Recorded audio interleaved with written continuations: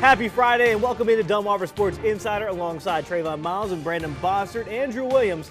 I'm Julian Sador. That's exactly right. Welcome into the only live and local show giving you all you need to know about sports here on the shore. That's right, guys. We're fresh off the Governor's Challenge. We made it through alive and back on that grind in 2020. That's right, Trey. Barely made it alive. A sickness has swept our sports office, but we're still here. That's true. I've been in there. It's raggedy. It's like a war zone. You don't want to go in there. But speaking of the Governor's Challenge in basketball, where else will we start tonight except for the high school hardwood, because we had an exciting matchup in the Bayside South? Yes, exactly right. A couple of interesting matchups yesterday in Salisbury, beginning with two of the top teams in the South according to the standings. Y-High, of course, still undefeated, taking on one-loss Pocomoke. That's so, right, of course, big we matchup. had to send Kenny Christopher out there to the Waller Dome. Taiwan Hardy knocking down the wide-open three there. Pocomoke sticking things out early.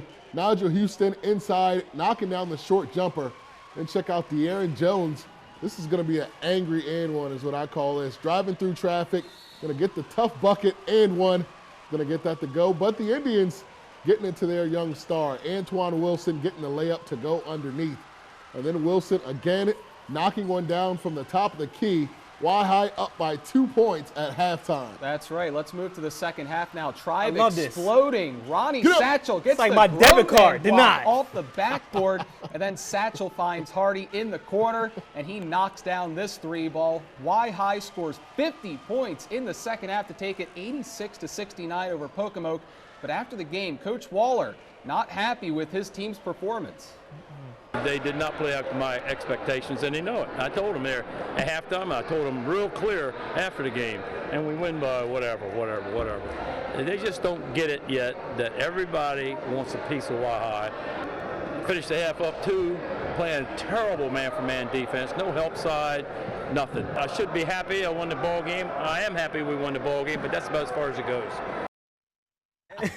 Yikes. You know, I'm actually glad we had that sound from Coach Waller because, Trey, you and I talked about this during the Governor's Challenge as Y-High got humbled there in one game. And, Brandon, you're here too. So I want to get your thoughts.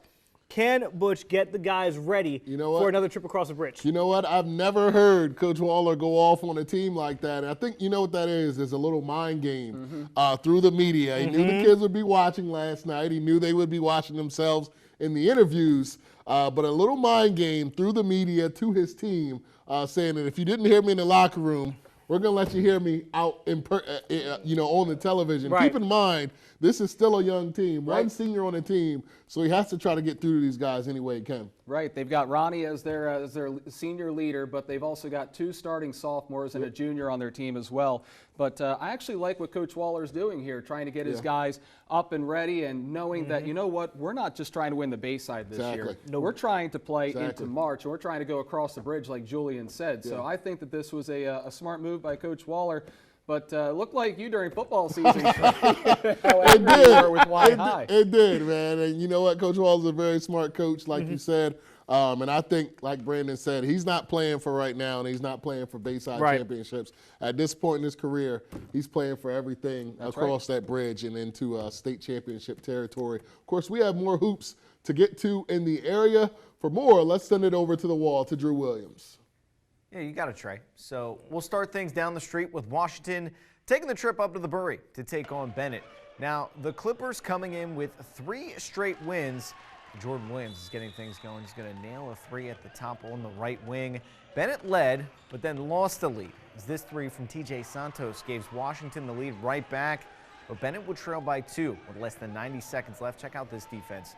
Josiah Johnson goes coast to coast to tie things back up. He had 18 points in this ball game. Next possession, Washington with their 3rd straight turnover, and Corey Smith's going to take advantage by laying it up to give JMB the lead. Maybe down by 3 with 3 seconds left to go. Javin Phillips had 25 points for the Jags. Could have had 28, but came up just a touch short.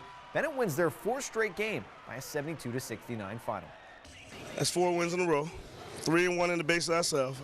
And it is our first home win, so I'm gonna take it. I'm gonna take every win right now. We building, we growing from the bottom.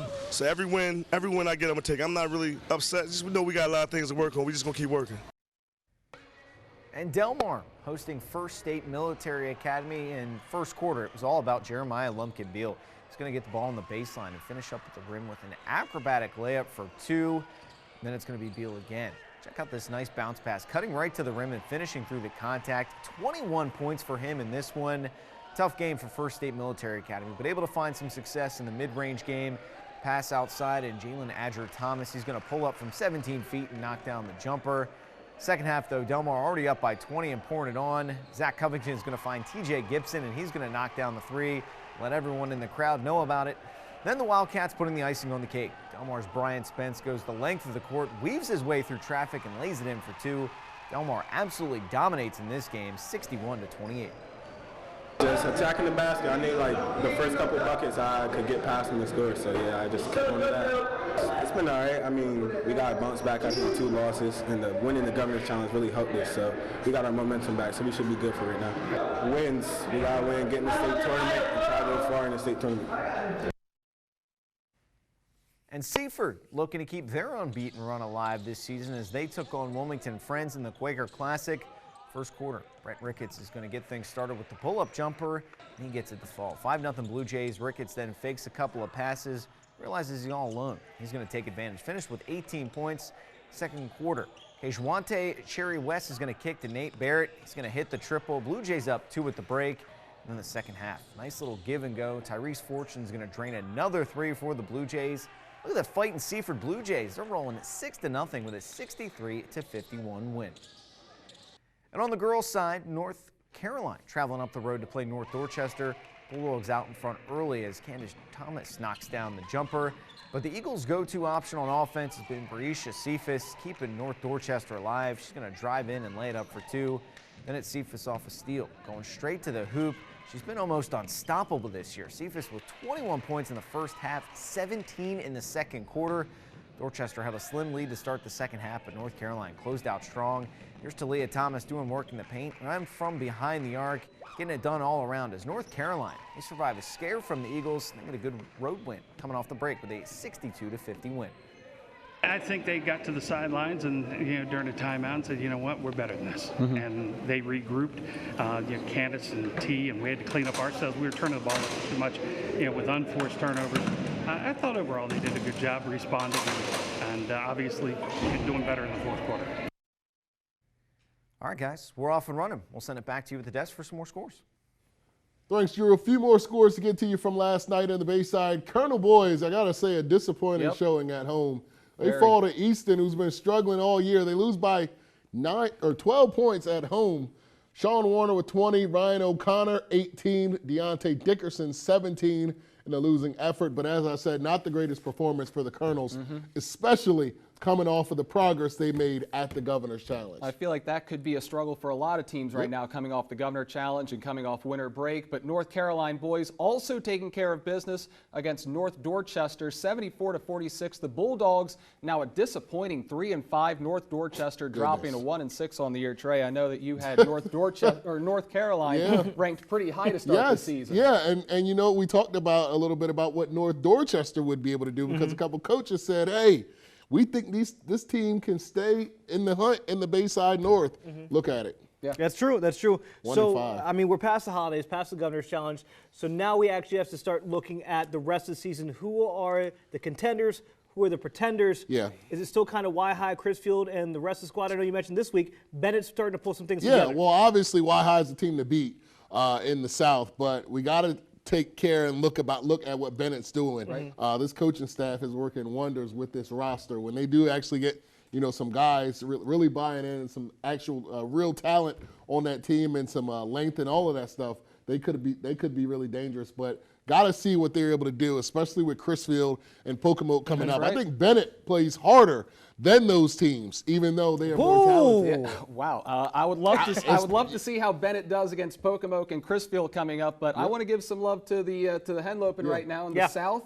We've got Laurel and Delmar, but Seaford 6-0. Yes. Very impressive. And they've got 3 kids that are playing very well this year. One's a senior, Amir Malik. And then they've got a freshman and a sophomore leading the team as well. Brent Ricketts, who's a freshman, and then Tyrese Fortune, a sophomore. So they're a young squad. They're 6-0. They're playing with confidence. Right. And I really like them moving forward. So contender or pretender? I mean, contender for the championship That's against what I'm saying. Dover. That's what I'm saying. Contender They're a over pretender for that, but Yeah, I'm really liking what everybody's they're a doing. pretender when you're talking about I mean, playing against unless you're Dover. Sanford or something like Yeah. that, I don't think you're competing with Yeah, Dover. yeah. But I mean, for competing for I don't know, a Henlopen South title. Yeah. How about this? We didn't even think about this coming in. The Henlopen South may be a little bit more deep than the North. Yeah. We got Dover in the Very North. In true. the South, we have Seaford, we have Laurel playing really good. Delmar's playing really good, and Woodbridge. That's right. So who's going to win the South? We'll have to see. Exciting It's gonna be basketball to good. play. Yep. Exactly right. All right, in a short week, that is going to do it for our basketball portion of the show. When we return,